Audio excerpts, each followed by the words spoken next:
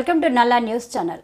Srikrishna youth ఆధ్వర్యంలో మేడ్చల్ నియోజకవర్గం అన్నోజిగూడ గ్రామం పోచారం పంచాయతీ కేఎల్ మహేందర్ నగర్ వికలాంగుల కాలనీలో దివ్యాంగులకు ఉచిత వీల్చైర్ పంపిణీ కార్యక్రమంలో ముఖ్య అతిథిగా మేడ్చల్ నియోజకవర్గం కాంగ్రెస్ పార్టీ ఇన్ఛార్జ్ వజ్రేష్ యాదవ్తో కలిసి విచ్చేసి ప్రారంభించారు.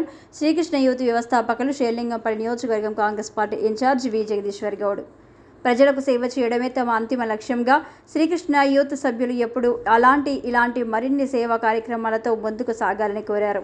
మేడ్చల్ నియోజకవర్గం కాంగ్రెస్ పార్టీ ఇన్ఛార్జ్ వజ్రేష్ యాదవ్ ఆకాంక్షించారు.